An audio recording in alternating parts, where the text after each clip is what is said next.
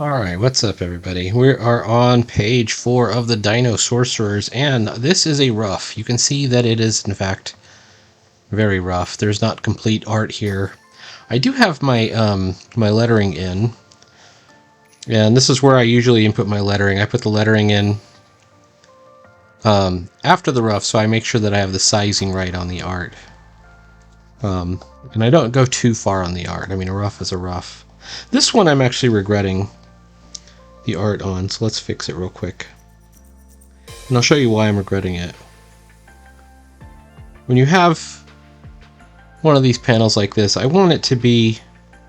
I mean, we've got this giant... Here we go. I got two things going on. First of all, I've got a lot of text on this page.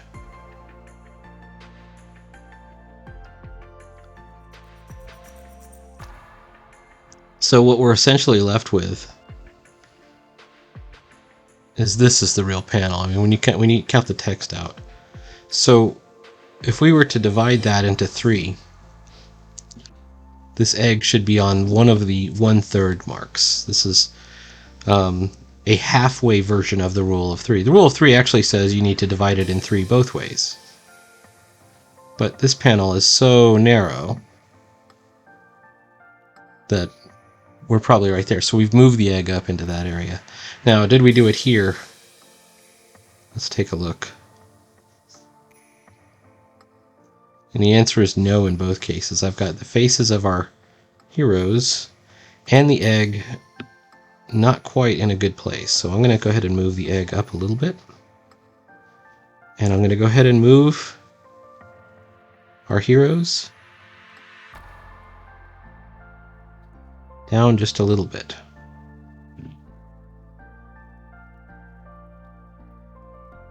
That's the other thing. You never really know what your real size of your panel is until you've got your lettering in there. Now they're maybe just a little bit too low, but that's fine. We're going to show light coming out of the egg. Same deal here. I think we're okay on this one. Alright. Now you don't have to, slavishly adhere to every aspect of the rule of 3 on every panel. Over here, for example, I've got this one of these sort of demon beetle men here. He's nowhere near the 3rd mark. I think the 1/3 mark, and also I'll probably end up moving Get Behind Me up a bit closer to the hero saying it. But it's just good. It's just good compositional policy to do it. In the absence of any other landmarks, it's one that usually works. It's one of those things. It's an 80% solution. Of course, you got to think these things through, and you have to consider other elements like dark and light. What else is going on in the panel? Is everything, your foreground, midground, background? What are we focusing on?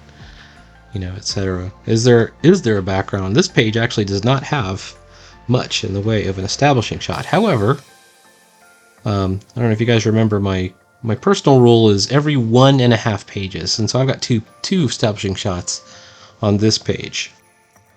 I could fit in details on this second panel.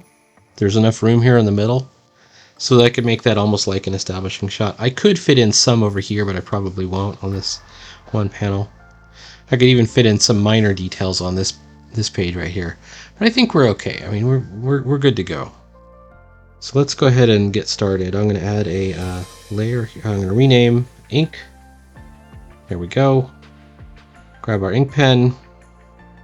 And you may have noticed you didn't do any finished artwork. That's right, I did not. There's a couple of reasons for that. The number one reason is I'm not working with anybody else. If you're working with somebody else, you definitely need to do finished artwork because they won't know what to draw. That is, if you are the artist,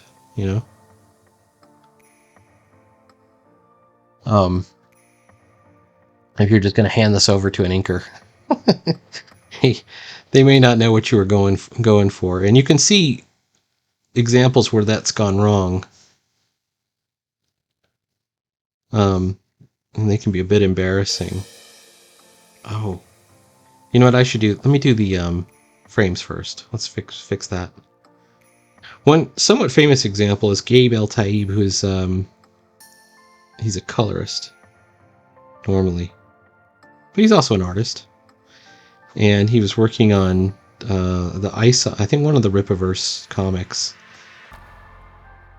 And this was one that was using 3D assets. Well, they pulled the 3D asset off of something else, so it was in the wrong place. Like it still had a piece of, I think it was I can't remember if it was a doorway or a window or something. But the piece was still stuck on there. And as an artist, he didn't really see what was, he could figure out what there was going on. But you know what? He didn't question it. He just inked it anyways. He's like, all right, well, they obviously meant this to be something. And so he inked it. And I don't think he's wrong for doing that. I think that's kind of the job of an inker, is to, you ink what's presented to you. You can kind of interpret it, and you probably should be interpreting it, but, you're going to be resented by the artist, probably, also, who did that thing, whatever it is, in the first place.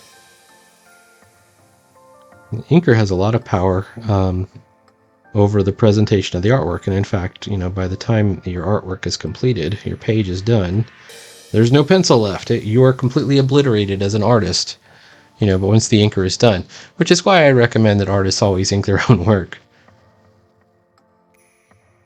I've also heard from my own teacher, he's like, well, I don't let anybody ink my artwork anymore because I was unhappy one time, when somebody else did it and they didn't do it in a way I approved of, or whatever else it is. And which might seem, does that bother anyone to hear something like that? Well, let me put it another way. It affected his reputation when it didn't come out very well, right? And he's like, I am a good artist, but the way that this was inked looked bad, and so it still had my name on it, now it makes sense. So it behooves every artist to do finished pencils, you would think. Well, either that or at least do your own inking. At least let it be representative of who you are or where you are as an artist.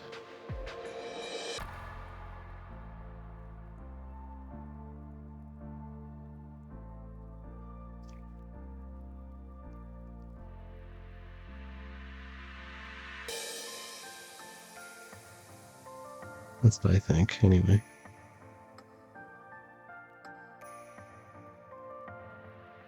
And, once again, you're not going to get it right every time. You're going to be your own version of the art wherever it is.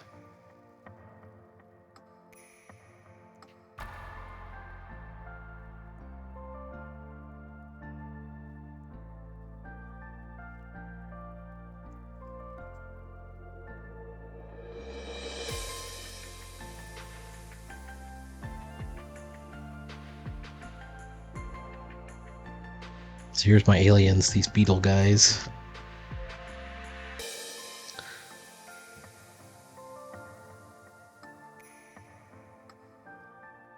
There's a trade-off that when you draw finished pencils, you're also leaving a lot you're leaving out the spontaneity. You're leaving out a lot of times the action or life of a piece of art or a drawing.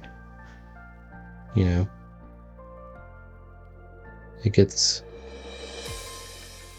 covered by finished art. Finished art is more refined. It gets refined out of existence. Which is another reason you should consider inking your own work, because maybe you want some kind of trade-off. You still want some of that action and energy in your drawing, but if you hand it off to an inker, you've got to remove the energy to make sure that it's finished, right? And once again, another reason why you might consider inking your own stuff.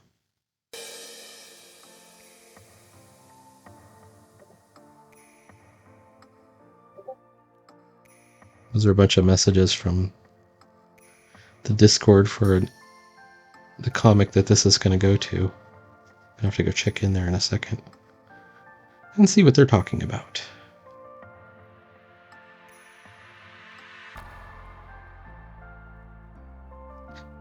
This crew does seem to be very motivated, which is good. And I'm not in a organizing position, which is less bother for me, which is good too. I don't mind organizing, I like helping.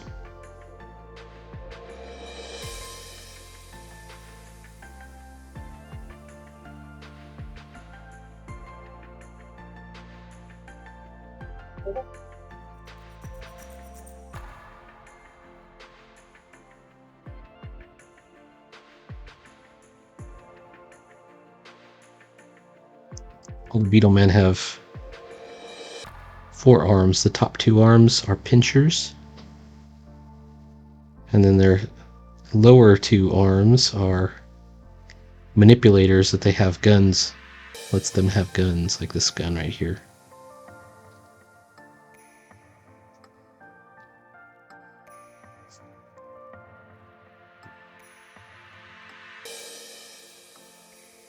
So there we go.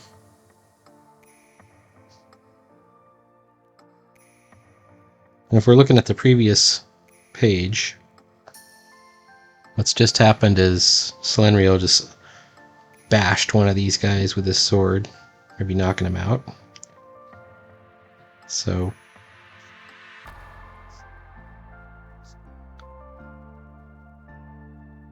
quickly finds out that they're not just all going to be pushovers.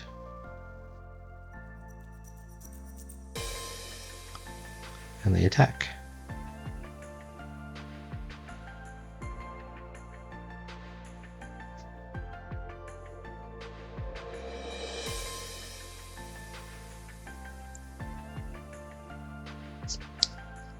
Here's another top set of arms right here.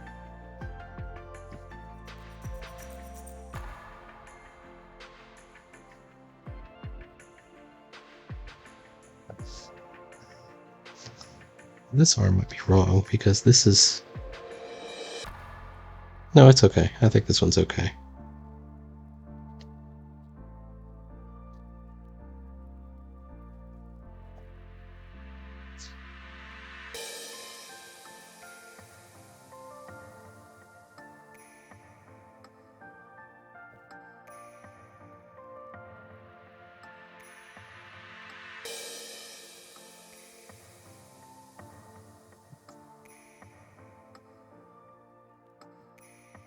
I keep checking on my eBay auctions,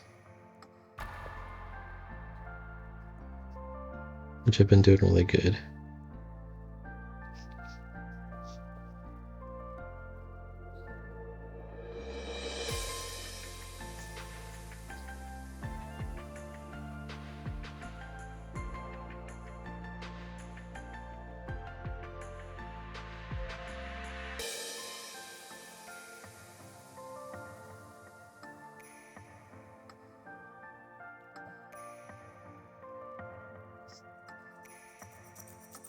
Alright, where are we at? 14 minutes?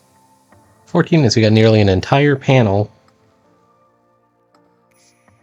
Well, at least begun, right?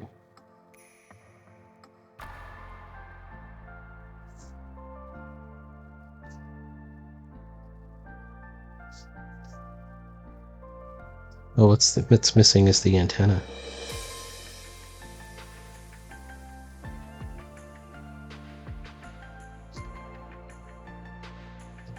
So if I was an inker and I wasn't familiar with the character or the design, I might have forgotten such things because it wasn't drawn.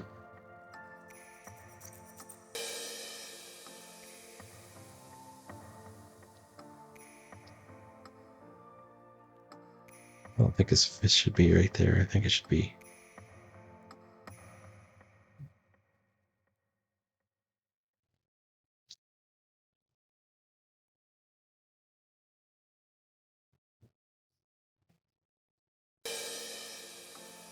Might even be able to move this.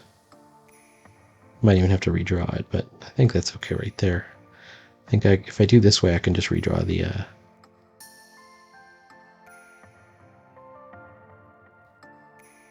antenna.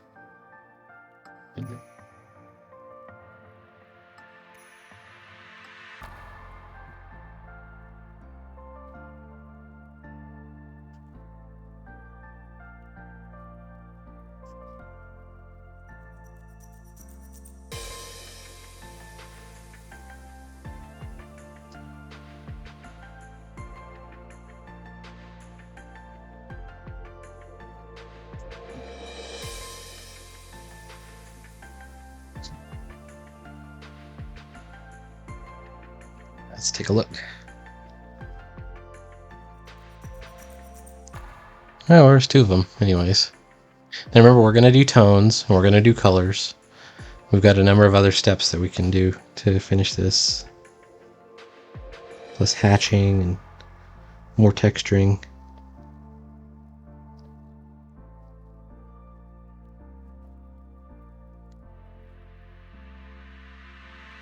So it's a good idea not to worry too much. I think this one's too big.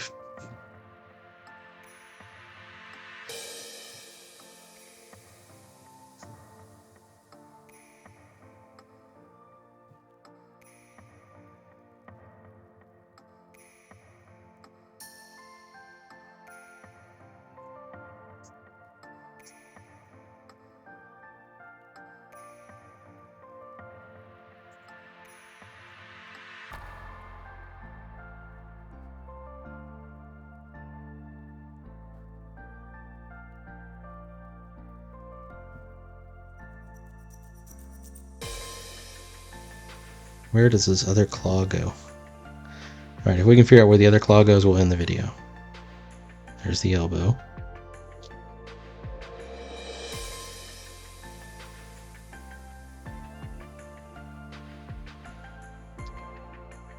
I like it, but obviously it's sitting on top, right on top of this speech bubble we're going to have to move.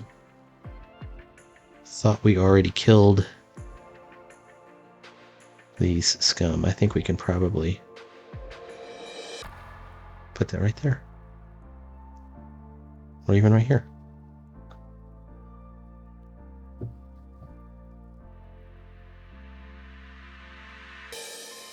Actually, we can even move it just a little bit further down. This line will go to this guy, this line will go to this guy, this line goes to this guy over on the edge.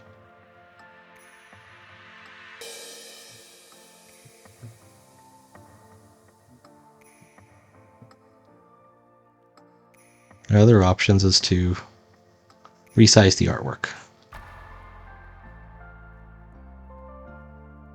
which is not the worst thing you can do.